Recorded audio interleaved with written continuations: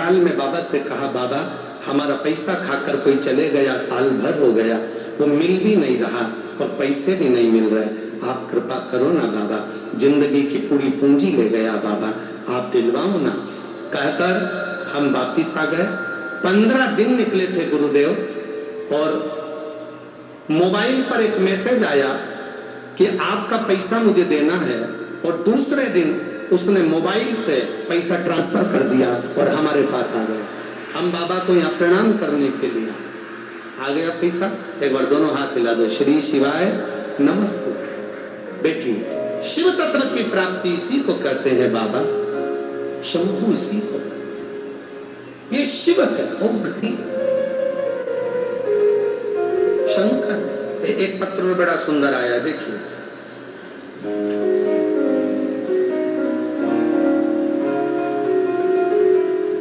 गुरुदेव में योगेंद्र कुमार, रिसाली सेक्टर भिलाई, जिला दुर्ग, छत्तीसगढ़ का निवासी हूं। कहीं बैठे हो तो हाथ हिला सकते हैं। योगेंद्र कुमार, रिसाली सेक्टर भिलाई, जिला दुर्ग, छत्तीसगढ़ का निवासी। गुरुदेव, मैं आर्मी में था, 17 साल भारतीय थल सेना की नौकरी कर कर सेवानिवृत्त हुआ। सेवा छूटने के बाद 17 साल बाद जब मैं घर आ गया, 1 साल पूरा निकल गया, अप्लाई करता रहा कि कहीं सरकारी नौकरी मिल जाए। 2 साल निकल गया, कहीं सरकारी नौकरी निकल जाए, मिल जाए। 3 साल निकल गया, सरकारी नौकरी नहीं मिली।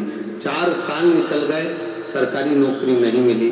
तब किसी ने कहा, गुरुदेव एक तो हम मिलिट्री में नौकरी कर रहे हैं तो विश्वास जल्दी उत्पन्न नहीं होता, पर किसी ने कहा टीवी पर कथा आती है, आप आसन लगाकर कथा को सुनो और टीवी के सामने ही बाबा से विनती करना, जब बीच में श्री शिवाय नमस्तुभ्यम बोला जाए तब दिल की बात कहना।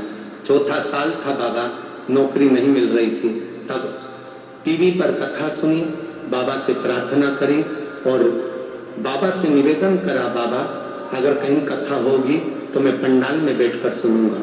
टीवी पर कथा सुनी, इतने में भिलाई की कथा होने वाली थी। भिलाई की कथा के पंडाल में जाकर बाबा से विनती करी और बाबा ने 1.5 महीने के अंदर बाबा की कृपा से मेरी नौकरी बैंक के अंदर लगवा दी। मैं स्टेट बैंक में, भारतीय स्टेट बैंक में मेरी सर्विस लग गई।